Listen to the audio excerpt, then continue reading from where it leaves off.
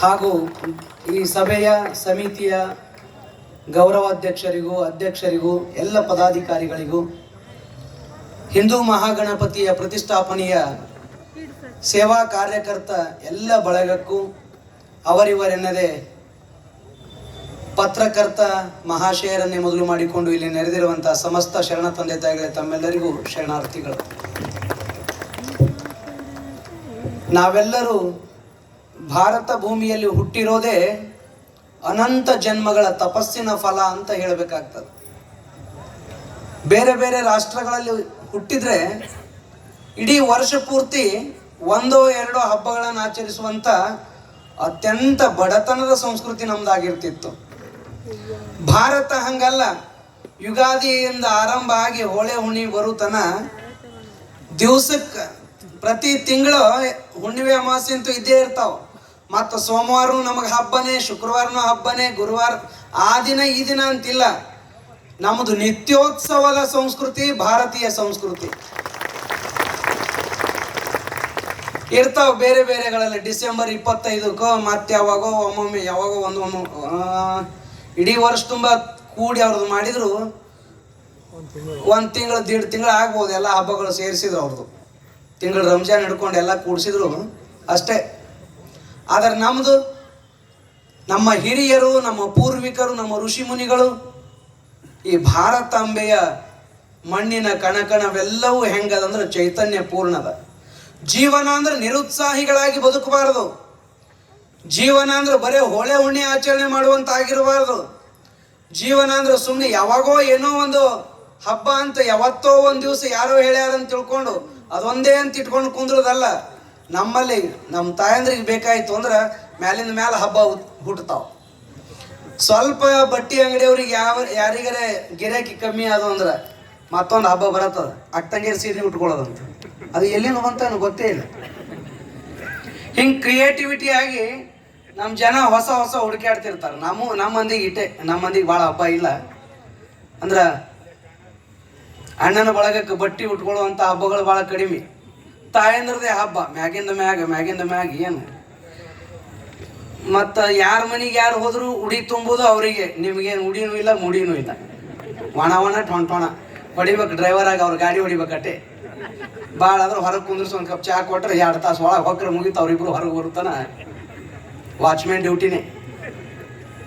ಏನೇ ಇದ್ರೂ ಸಹಿತ ನಮ್ಮ ತಾಯಂದ್ರು ಪ್ರತಿದಿನ ಹಬ್ಬವನ್ನು ಆಚರಿಸುವಂಥ ಭಾರತೀಯ ಈ ಪವಿತ್ರವಾಗಿರುವಂಥ ಸಂಸ್ಕೃತಿ. ಪ್ರತಿನಿತ್ಯ ಮನೆಯ ಮುಂದೆ ರಂಗೋಲಿ, ಜಗಲಿ ಮೇಲೆ ಪ್ರತಿನಿತ್ಯ ಪೂಜಾ, ಮನೆಯಲ್ಲಿ ಪ್ರತಿನಿತ್ಯ ಸ್ತೋತ್ರ ಮಂತ್ರ ಪಠಣಗಳನ್ನು ಮಾಡ್ತಾ, ಭಗವದ್ಗೀತಾ ಇತ್ಯಾದಿ ಪವಿತ್ರ ಗ್ರಂಥಗಳ ಪಾರಾಯಣ ಮಾಡ್ತಾ, ವಚನಗಳ ಪಠಣ ಮಾಡ್ತಾ, ಯಾವುದಾದ್ರೂ ಒಂದು ರೀತಿಯಿಂದ ಆ ದೈವಿ ಸಂಪರ್ಕದೊಂದಿಗೆ ಪ್ರತಿನಿತ್ಯವೂ ಬೆಳಿಗ್ಗೆ ಸಾಯಂಕಾಲ 5-10 ನಿಮಿಷ ಅತ್ಯಂತ ಪವಿತ್ರ ಭಾವದಿಂದ ದೇವನ ಜೊತೆಗೆ ಸಂಬಂಧವನ್ನು ಬೆಳೆಸುವ ರಾಷ್ಟ್ರ ಅದು ಭಾರತ. ದಿವಸಕ್ಕೆ 5 ಸಲ ಪ್ರಾರ್ಥನಾ ಮಾಡಬಹುದು. 6ನೇ ಸಲಕ್ಕೆ ಎಲ್ಲರೂ ಸೇರಿದ್ರಂದ್ರ ಪ್ರೇಮದ ಚಿಂತನ ಇಲ್ಲ, ಒಗ್ಗೂಡಿಸುವ ಚಿಂತನ ಇಲ್ಲ, ಎಲ್ಲರೂ ಒಂದಾಗಿ ಬದುಕಬೇಕು ಅನ್ನುವಂಥ ವಿಶ್ವ ಕುಟುಂಬೀಯ ಭಾವ ಇಲ್ಲ. ನಮ್ಮವರಲ್ಲದೆ ಇರೋರನ್ನ ನಾವು ಏನು ಮಾಡಬೇಕು ಅಂತ 5 ಸಲ ಪ್ರಾರ್ಥನೆ ಮಾಡಿ 6ನೇ ಸಲ ಚಿಂತನೆ ಇಂಥದ್ದಿರ್ತಿತ್ತಂದ್ರೆ ನಮ್ಮವರಲ್ಲದವರನ್ನ ಹೆಂಗೆ ಕತ್ತರಿಸೋದಂತ ಚಿಂತನೆ ಮಾಡುವಂಥ ಸಂಸ್ಕೃತಿ ಇರುವಾಗ ನಮ್ಮ ಭಾರತೀಯ ಭವ್ಯತೆ ಅಂತದ್ದು. ಇವನಾರವ ಎಂದೆನಿಸದಿರಯ್ಯ, ಇವ ನಮ್ಮವ ಎಂದೆನಿಸಯ್ಯ. ಎಲ್ಲರನ್ನೂ ಒಪ್ಪಿಕೊಳ್ಳುವಂಥ ಸ್ವಲ್ಪ ಸೌಜನ್ಯದಿಂದ ಬದುಕ್ರಪ್ಪ. ನೀವು ನಮ್ಮ ಜೊತೆಗಿರ್ರಿ, ನಾವು ನಿಮ್ಮನ್ನು ನಮ್ಮವರಾಗಿಯೇ ಕರ್ಕೊಂಡು ಬದುಕ್ತೀವಿ ಎನ್ನುವಂಥ, ಬರೇ ಭಾರತದ ಭೂಮಿಯಲ್ಲಿ ಬದುಕೋರು ಮಾತ್ರ ಅಲ್ಲ, ವಿಶ್ವದ ಯಾವ ಮೂಲೆಯಲ್ಲೇ ಇರಲಿ, ಯಾರೇ ಇರಲಿ, ಅವರು ಪುರುಷರೋ ಸ್ತ್ರೀಯರೋ ಯಾವ ಜನಾಂಗದವರೋ ಅವರು ಏನು ಚಿಂತನೆ ಮಾಡದೆ ಸರ್ವೇ ಜನ ಸುಖಿನೋ ಭವಂತು ಅಂತ ಇಡೀ ವಿಶ್ವದ ಜನಾಂಗಕ್ಕೆ, ಪ್ರತಿ ಸಕಲ ಜೀವಾತ್ಮರಿಗೆ ಲೇಸನೆ ಬಯಸುವ ಕೂಡಲ ಸಂಗನ ಶರಣರೇ ಕುಲಜರು ಅನ್ನುವಂಥ ಋಷಿಗಳಿಗೂ ಶರಣರಿಗೂ ಏನು ಭೇದ ಇಲ್ಲ. ಚಿಂತನೆಯೊಳಗೆ ಎಲ್ಲವೂ ಒಂದೇ ಇರ್ತದೆ. ಭೇದ ಹುಟ್ಟು ಹಾಕೋರಿಗೆ 1000. ಆದ್ರೆ ವಾದ ಮಾಡದೆ ವೇದಗಳಾಗಲಿ ವಚನಗಳಾಗಲಿ ಓದಿ ನೋಡುವಂಥವರಿಗೆ ಸಾಮರಸ್ಯ ಹೆಂಗಂತ ಗೊತ್ತಾಗ್ತದೆ. ಭಾರತದ ಸಂಸ್ಕೃತಿ ಎಷ್ಟು ಹಿರಿಮೆ ಗರಿಮೆಗಳಿಂದ ಕೂಡಿರುವಂಥದ್ದು ಅಂತ ಗೊತ್ತಾಗ್ತದೆ. ಪ್ರತಿನಿತ್ಯ ಉತ್ಸವದೊಂದಿಗೆ ಆರಂಭವಾಗುವಂತ ಭಾರತೀಯರು ಇವತ್ತ ಇಡೀ ಅಖಂಡ ಭಾರತ ಅಷ್ಟೇ ಅಲ್ಲ, ಈ ಭಾರತೀಯ ಸಂಸ್ಕೃತಿ ದೇಶದ ಆಚೆಗೆ ಪಾತಾಳ ಪರ್ಯಂತ ಅರ್ಥಾತ್ ಅಮೆರಿಕದಿಂದ ಹತ್ತತ್ತಲೂ ಕೂಡ ಭಾರತೀಯ ಸಂಸ್ಕೃತಿ ರಾರಾಜಿಸ್ತದ. ಗಣಪತಿಯ ಸ್ತೋತ್ರಗಳು ಇವತ್ತು, ಗಣಪತಿಯ ಮಂತ್ರಗಳು ಎಲ್ಲ ಕಡೆ ರಾರಾಜಿಸ್ತದಾವ. ಅಮೆರಿಕದ ವೈಟ್ ಹೌಸ್ನೊಳಗೂ ಸಹಿತ ವೇದ ಘೋಷಗಳು ನಡೀತಾ ಇದಾವ. ಇಂತಹ ಪವಿತ್ರ ಕಾಲದೊಳಗ ಇವ್ರು ಯಾರು ಅನ್ನೋದನ್ನ ಮರೆತು ಇವ್ರ ಜೊತೆ ಏನೋ ಒಂದಿಟ್ಟು ಕೆಣಕ್ಕೆ ನೋಡ್ತೀವಿ ಅಂತ ತಿಳ್ಕೊಂಡು ನಮ್ಮ ಹಳ್ಳ್ಯಾಗಂತ ಸುಮ್ಕೊಂಡ್ರು ಅವನಿಗೆ ಕೆಣಕ್ಕೆ ಯಾಕೆ ಕ್ಯಾರೊಳ ಹಾಕೋತಿ ಅಂತ. ಮಾನ್ಯ ಪಾಕಿಸ್ತಾನ ಗತಿನೂ ಅಷ್ಟೇ ಆಯ್ತು.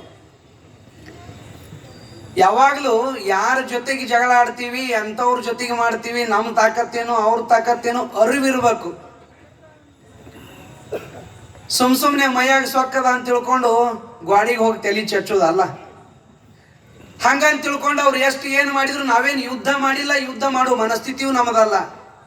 ಕಾರಣ ಏನು ಅಂದ್ರೆ ಯುದ್ಧ ಮಾಡೋ ಮನಸ್ಥಿತಿ ಅಲ್ಲಂದ್ರೆ ಹೇಡಿಗಳಂತ ಅರ್ಥ ಅಲ್ಲ, ನಮ್ಮ ತಾಳ್ಮೆ ಬಹಳ ಅದ, ನಮ್ಮಲ್ಲಿ ತಪಸ್ಸಿನ ಶಕ್ತಿ ಅದ ಭಾರತದೊಳಗೆ. ಭಾರತೀಯರು ಯಾವಾಗಲೂ ಎಂಥ ಪ್ರಸಂಗ ಬಂದರೂ ಸಮಾಧಾನದಿಂದ ಇರ್ತಾರ, ಉತ್ತರಗಳನ್ನು ಸಮಾಧಾನವಾಗಿಯೇ ಕೊಡ್ತಾರ. ಒಮ್ಮೆ ಉತ್ತರ ಕೊಟ್ರು ಅಂದ್ರೆ ಅವ್ರು ಸಾಯುತನ ಮರಿಲಾರ್ದಂಗ ಮೈ ಮುಟ್ಕೊಂಡು ನೋಡಿರ್ಬೇಕು, ಹಂಗ ಕೊಡ್ತಾರ. ಇವು 7 ತಿಂಗಳಿಗೆ ಹುಟ್ಟಿವಂತಾರಲ್ಲ, ಹಂಗ ತಾಳ್ಮೆ ಇಲ್ಲದವ್ರು ಹಂಗಿರಂಗಿಲ್ಲ ಭಾರತೀಯರು. ಭಾರತೀಯರಿಗೆ ಅತ್ಯಂತ ಶ್ರೀಮಂತ ಸಂಸ್ಕೃತಿ ಅದ. ಎಂತಹ ಪ್ರಸಂಗ ಬಂದ್ರು, ಯುದ್ಧ ಮಾಡುವ ಪ್ರಸಂಗ ಬಂದ್ರು ಯುದ್ಧ ಮಾಡಬೇಕೋ ಮಾಡಬಾರದು, ವಿವೇಚನಾ ಸಾಮರ್ಥ್ಯದ ವಿವೇಕವನ್ನ ಬಳಸುವ ಕಲೆ ಭಾರತೀಯರಿಗೆ ಗೊತ್ತದ. ಬರೇ ಬುದ್ಧಿಯನ್ನ ಬಳಸದೆ ಬರೇ ಮನಸ್ಸಿನ ಬೆನ್ನು ಹತ್ತಿ ಹೋಗುವ ರಾಷ್ಟ್ರಗಳು ವಿಶ್ವದ ತುಂಬೆಲ್ಲ ಇರಬಹುದು. ನಿಜವಾದ ಬುದ್ಧಿಯನ್ನ, ಧೀಶಕ್ತಿಯನ್ನ, ಅದರ ಪರಮ ಶ್ರೇಷ್ಠತೆಯನ್ನ ಬಳಸಿಕೊಂಡು ಬದುಕುವಂತ ರಾಷ್ಟ್ರ ಭಾರತ ರಾಷ್ಟ್ರ. ಇಂತಹ ಭಾರತೀಯರ ಜೊತೆಗೆ ಯಾರೇ ಮಾತಾಡಬೇಕಾದ್ರೂ ಇವತ್ತು ಅಮೆರಿಕಾನೇ ಇರಬಹುದು, ಮತ್ತೊಂದೇ ಇರಬಹುದು, ಹಿಂದಿನಂತ ಭಾರತ ಇವತ್ತಿಲ್ಲ. ಇವತ್ತು ಭಾರತ ಜಾಗೃತದ, ಭಾರತ ಅತ್ಯಂತ ಎಚ್ಚರಿಕೆ ಹೆಜ್ಜೆ ನೀಡ್ತದ, ಭಾರತ ಎಲ್ಲರಿಗೂ ಸರಿಸಮ ಅದ. ಇನ್ನೇನು ಸ್ವಲ್ಪ ನಾವು ಮೈ ಮರೆತರು ನಮ್ಗಿಂತ ಮುಂದೆ ಹೋಗ್ತದ ಅಂತ ಎಲ್ಲಾ ರಾಷ್ಟ್ರಗಳಿಗೂ ಗೊತ್ತದ, ವಿಶ್ವದ ಎಲ್ಲಾ ರಾಷ್ಟ್ರಗಳಿಗೂ ಗೊತ್ತದ. ಅಷ್ಟಿದ್ದು ಸಹಿತ ಏನೇನೋ ಪ್ರಯೋಗ ಮಾಡಿ, ಬಲ ಪ್ರಯೋಗ ಮಾಡಿ ಅಥವಾ ಯಾವ್ಯಾವುದೋ ನೀತಿಗಳನ್ನು ಬಳಸಿ ಮಣಿಸಬೇಕು ಅಂತ ಪ್ರಯತ್ನ ಮಾಡ್ತಾ ಇದ್ದಾರ. ಇಲ್ಲಿ ಮಣಿಯುವ ನಾಯಕ ನಮ್ಮ ದೇಶದೊಳಗಿಲ್ಲ, ಮಣಿಸುವ ನಾಯಕ ಇವತ್ತು ಅದಾನ ಭಾರತದೊಳಗೆ. ಆಪರೇಷನ್ ಸಿಂಧೂರ ಹೆಸರೆಟ್ ಚಂದದಲ್ಲ.